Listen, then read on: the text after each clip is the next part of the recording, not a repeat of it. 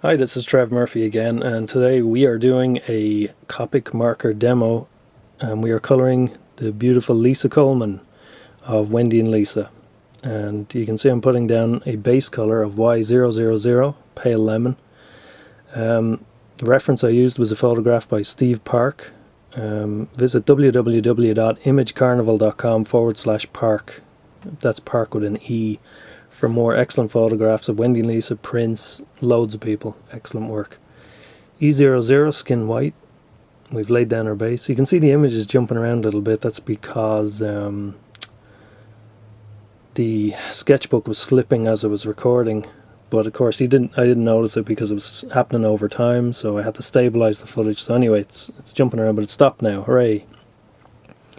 So we're throwing in skin white here. And you can see that pale lemon is coming through that skin. That's what I love about Copic markers, especially on watercolour paper. They layer really well. So we're throwing on some fruit paint now, and we're slowly working from light to dark.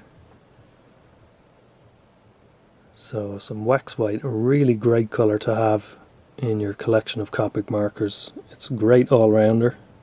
Works really well under the skin colours. We're going to jump to yellowish skin pink, or 61, and just slowly build up the colours. Now Lisa was in the same photograph by Steve Park that Wendy was in, but Wendy was further out in the foreground. Lisa was standing behind her, so she's a little bit darker in the photograph.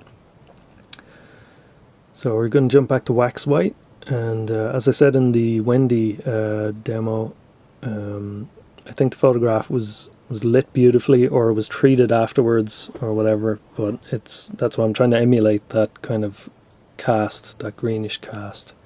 It's really warm. You can see there I felt like I made a little mistake there, so I was trying to fix it up with some colourless blender, but it doesn't matter. I'm going to go back and fix it later. I'm throwing on some R02 flesh. Actually, I think it's probably a darker colour than flesh, but that's the problem with recording these demos. This is the first time I'm not actually sure if that's the right colour that I used, but it's close enough anyway. So I'm going to use some pinkish white here, R00, to blend in that dark red that I put down, whatever the hell it was.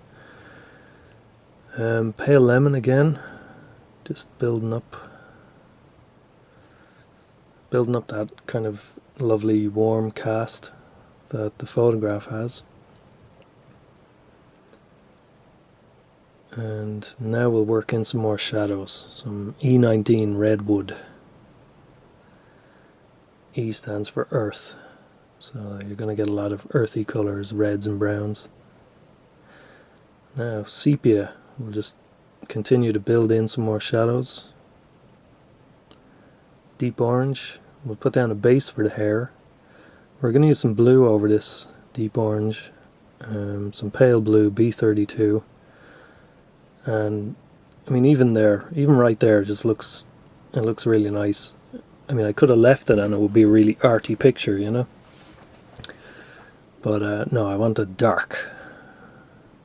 So smoky blue, B45. We're just working our way towards black all the time. B97, darken it down further. You can leave some gaps in there for strands, suggest some hair texture. We'll be doing some more detail with a multi-liner later on. Some burnt sienna, now that layered over the dark blues there, it's pretty close to black, but you can still see the colours coming through. That's really nice. Now we're going to jump to black and just work it into the hair. And you can leave gaps between the black and the base colour. Just give it some more texture. Just darken in those lovely eyebrows and eyelashes and eyes. Now some vermilion for lips and night blue. We'll just blend in some of that black. And some smoky blue. I think we'll just tone down that bit of hair there. Now for the fun part. 0.3 multiliner. We're going to work in some individual hair strands. And lipstick red, yeah, let's darken that top lip, throw a bit in there and use vermilion to blend it in.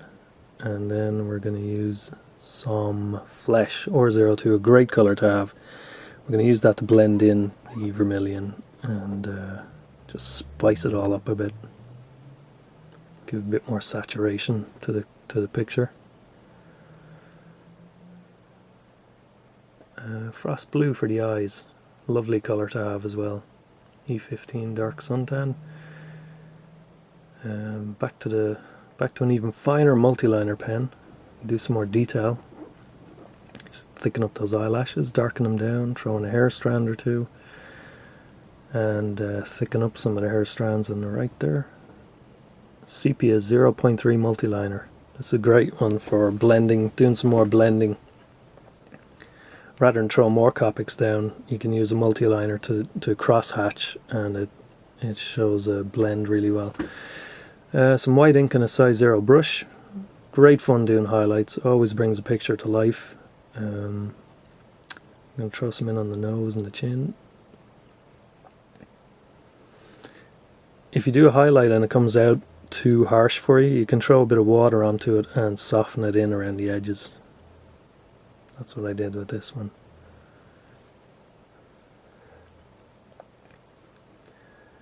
Once you start highlights and you start looking at a picture, you'll see highlights that you didn't notice before. Most of the time I just look at a picture and, oh hey, there's highlights in the eyes, maybe the tip of the nose and the lips, but they're all over the place. So it's great to layer them in like that. And you can see that forehead is a little bit harsh, so I go and get some water and I blend it in a little bit. Oh, actually I use a marker. Now I didn't want the picture to like fly off the top of the page, so I'm using some darker colours to just bring the face back into the centre of the picture and just darken the edges a little bit. Not have your eye fly off the top of the sketch card, so bringing it all back into the centre, onto the focus of the beautiful LisaColeman, and that is it. So do yourself a favour and go to wendyandlisa.com and check out their brand new album, White Flags of Winter Chimneys. It's really good. Visit trevmurphy.com for more Copic demo videos.